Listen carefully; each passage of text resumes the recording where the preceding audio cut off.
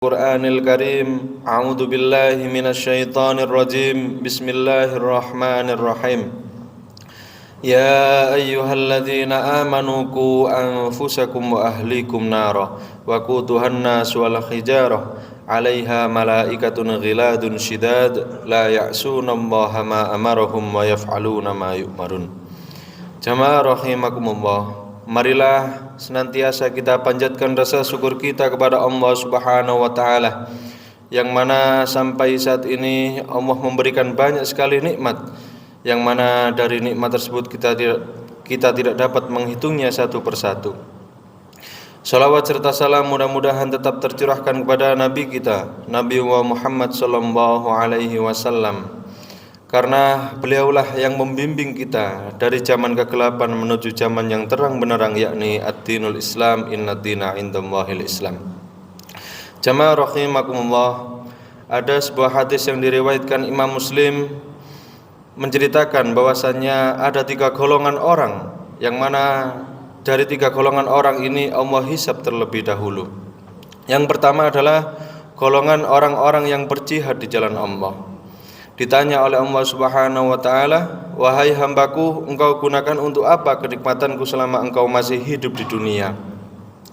Kemudian orang tersebut menjawab, "Ya Allah, aku gunakan kenikmatanmu untuk berjuang di jalanmu, untuk berperang di jalanmu, membela agamamu hingga aku mati di jalanmu." Kemudian Allah Subhanahu wa taala berfirman, "Kadzabta, dusta kamu. Kamu berperang di jalanku, membela agamaku bukan semata-mata karenaku, melainkan supaya kamu dikatakan sebagai orang yang pemberani, orang yang gagah, dan demikian itulah yang kamu dapatkan." Kemudian Allah Subhanahu wa taala memerintahkan para malaikat untuk melemparnya ke dalam neraka dengan muka yang tertelungkup. Kemudian golongan yang kedua adalah golongan orang-orang yang gemar menuntut ilmu dan mengajarkannya. Ditanya oleh Allah Subhanahu wa taala, "Wahai hambaku, engkau gunakan untuk apa kenikmatanku selama engkau masih hidup di dunia?" Kemudian orang tersebut menjawab, "Ya Allah, aku gunakan kenikmatanmu selama aku masih hidup di dunia untuk senantiasa menuntut ilmu dan mengajarkannya." Kemudian Allah Subhanahu wa taala berfirman, "Kadzabta, dusta kamu. Kamu menuntut ilmu di jalanku dan mengajarkannya bukan semata-mata karenaku, melainkan supaya kamu dikatakan sebagai orang yang alim, orang yang berilmu."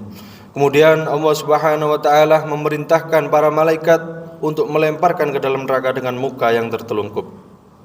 Kemudian yang ketiga adalah golongan orang-orang yang gemar bersedekah. Ditanya oleh Allah Subhanahu wa taala, "Wahai hambaku, engkau gunakan untuk apa kenikmatanku selama engkau masih hidup di dunia?"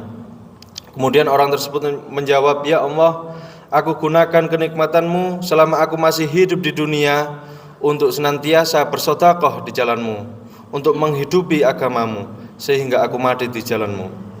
Kemudian Allah Subhanahu wa taala berfirman, "Kadzabta, dusta kamu.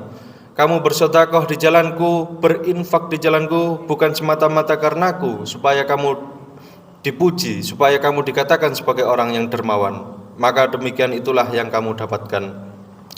Kemudian Allah Subhanahu wa taala memerintahkan para malaikat untuk melemparkan ke dalam neraka dengan muka yang tertelungkup.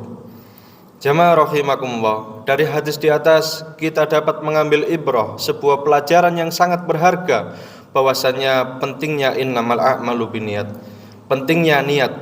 Sesungguhnya amalan tergantung daripada niat. Ketika seseorang melakukan ibadah, melakukan segala sesuatu yang tidak didasari karena Allah Subhanahu wa taala, maka amalan itu akan menjadi sia-sia bagaikan debu yang terkena air hujan, yang tak tersisa sama sekali. Akan tetapi ketika seseorang melakukan ibadah, melakukan segala sesuatu yang diniatkan karena Allah Subhanahu wa taala, maka akan Allah ganti dengan pahala yang lebih besar dengan keridhoannya. Bahkan Rasulullah SAW 1400 tahun yang lalu mengingatkan kita dalam sabdanya, "Inna akhwafa ma akhafu alaikum syirkul asghar." Sesungguhnya yang aku khawatirkan dari kalian adalah syirik kecil. Qalu, para sahabat bertanya, "Wa ma syirkul asghar ya Rasulullah?" Apa syirik kecil itu ya Rasulullah? Rasulullah menjawab, "Qalu ar-riya." yakni riya, sifat pamrih atau kesombongan. Jadi kita harus selalu waspada apa yang dikhawatirkan Rasulullah SAW, karena sifat riya ini, sifat sombong ini merupakan hal yang sepele, yang mana dari hal sepele ini tidak kita sadari bisa menggerogoti amal-amal kita. Oleh karena itu, marilah kita senantiasa selalu waspada, bukan terhadap orang lain, melainkan terhadap diri kita sendiri, dari amal-amal kita yang telah kita lakukan selama ini. Apakah selama ini kita beramal karena Allah Subhanahu wa taala? Apakah kita beribadah ini karena Allah Subhanahu wa taala atau sebaliknya? Mungkin sedikit yang dapat saya sampaikan. Wabillahi taufiq wal hidayah. Wassalamualaikum warahmatullahi wabarakatuh.